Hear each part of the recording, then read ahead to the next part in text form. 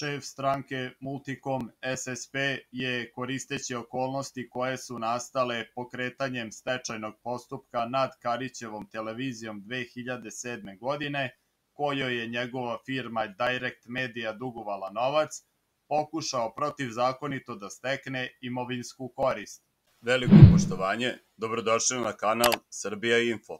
Ukoliko vam se sviđa sadržaj, podržite rad kanala tako što ćete ga lajkovati i zapratiti. Koristeći okolnosti koje su nastale pokretanjem stečajnog postupka nad BK televizijom početkom 2007. godine, kojoj je njegova firma Direct Media dugovala novac, Dragan Đilas je pokušao protivzakonito da stekne imovinsku korist od 290.000 evra.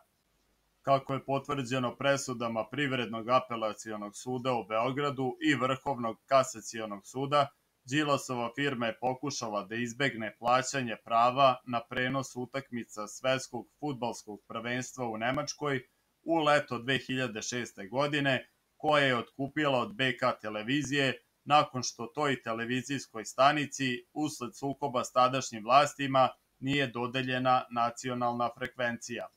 Kada je u maju 2006. godine Republička radiodifuzna agencija odbila da BK televiziji dodeli nacionalnu frekvenciju za emitovanje programa, javnost je bila uznemirena zbog opasnosti da bi usled nastalih okolnosti Srbija mogla biti jedina zemlja čiji građani neće pratiti utakmice jedne od najpopularnijih svetskih sportskih manifestacija. U ovakvim okolnostima BK televizija je donela odluku da prava prenosa utakmica Svetskog fudbalskog prvenstva u Nemačkoj proda kompaniji Direct Media u vlasništvu Dragana Đilasa, koji je ta prava dalje preprodao Radio-televiziji Srbije. Problem je međutim nastao kada je u februaru 2007. godine Privredni sud u Beogradu pokrenuo stečajni postupak nad BK televizijom, a Đilasova firma tu okolnost pokušala da iskoristi kako bi izbegla plaćanje ugovorne obaveze od gotovo 300.000 evra.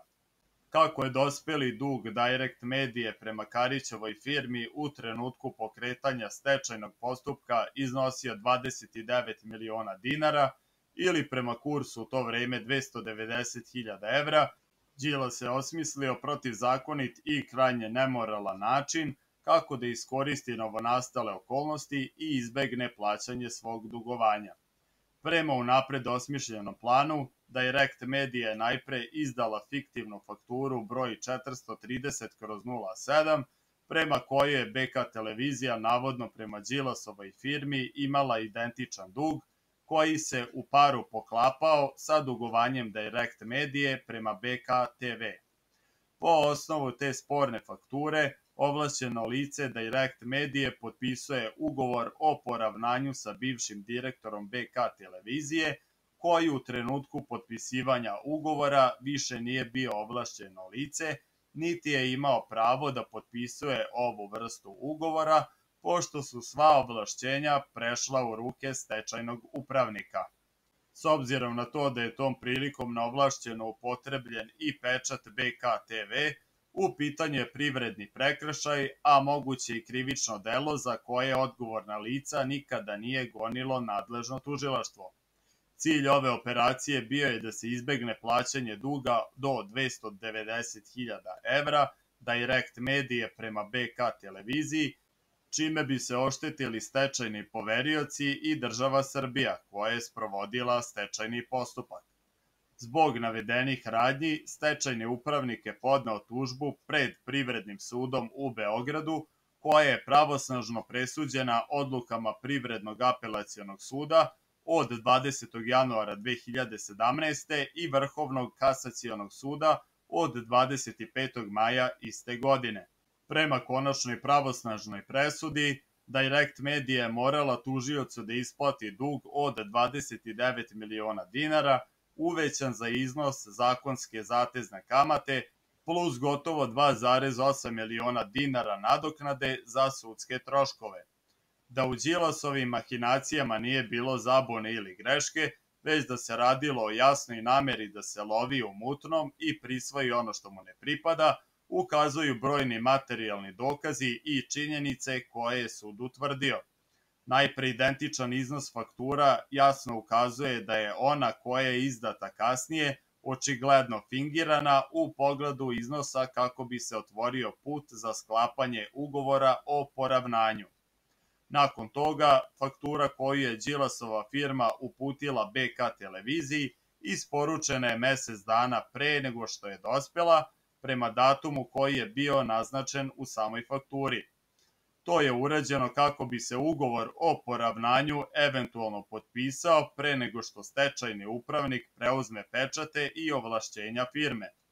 U tu svrhu Đilasu je poslužio bivši direktor BK televizije, koji u tom trenutku, prema nalazima suda, više nije bio zakonski zastupnik firme. Iako je ugovor o poravnanju potpisan sa neovlašćenim licem, Direct Media je posao poravnanja zabeležila na svom računu, čime je na prevaran način pokušala da eliminiše pravno validan dug koji je imala prema BK televiziji. Presudama Privrednog apelacionog suda u Beogradu i Vrhovnog kasacionog suda, koje su donete na osnovu veštačenja, utvrđeno je da BK televizija nikada nije imala evidentiranu u svojim poslovnim knjigama fakturu na koju se pozivala Direct Media, što ukazuje da je ta faktura bila fiktivna i nepostojeća, zbog čega je ta radnja osuđena kao nedozvoljena i protivzakonita, a Direct Mediji naloženo je da tužiocu isplati celokupan dug uvećan za iznos zatezne kamate. Firme Dragana Đilasa ostvarile su eksponencijalni rast poslovanja u vreme kada je obavljao državne funkcije, najpre direktora Narodne kancelarije predsednika Republike, potom ministar za nacionalni investicioni plan, a potom i gradonačelnika Beograda. Prema podacima iz zvaničnih poslovnih knjiga i evidencije Agencije za privredne registre, u tom periodu njegove firme su ostvarile čak 619 miliona evra prihoda, od čega je 105 miliona evra bio profit.